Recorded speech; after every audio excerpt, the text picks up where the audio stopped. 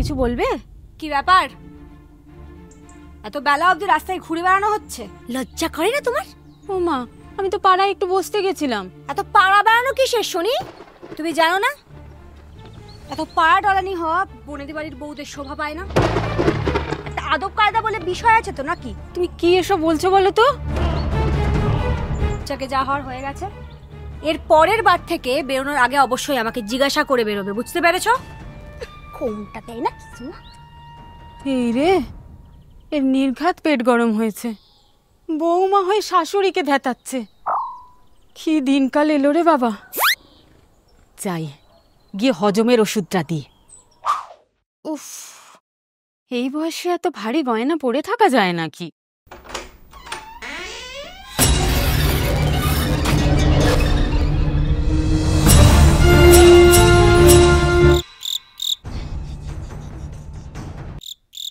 তিলে তিলে গড়ে ওঠা এই রয় বর্মন পরিবারের মান, সম্মান, ঐতিহ্য সব তুমি ধুলোয় মিশিয়ে দিলে।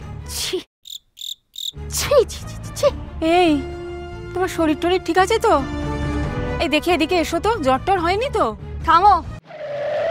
বনেদি বাড়ির বৌমা হয়ে তুমি এই অমঙ্গল ঘটালে কি করে? অমঙ্গল? কিসের আবার অমঙ্গল? কি বলছো বলো তো এসব? এই সন্ধেবেলায় তুমি তুলসী তলায় প্রদীপ না দিয়ে ঘোমটা খুলে গয়না খুলে ঘুরে বেড়াচ্ছ বেহাল্লার মতো।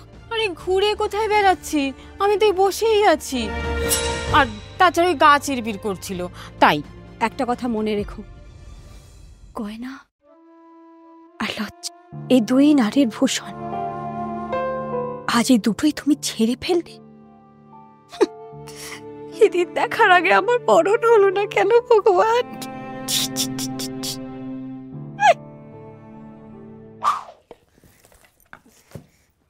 দেখি দেখি দেখি, মা গো মা, মানে আমার কপাল, আমার কপাল। এতদিন শিখছো, সংসার করছো, একটা কাজ ঠিক করে করতে পারো না তুমি? আমি পরিষ্কার করে দেব, এত উত্তেজিত হওয়ার কিচ্ছু হয়নি। সবই আমার কপাল। এইভাবেই সংসারটা আমার রসাতলে চলে যাবে। আর কি, রসাতলে গেলে তুমি সেখান থেকে তুলে নিয়ে আসবে সব জানতা।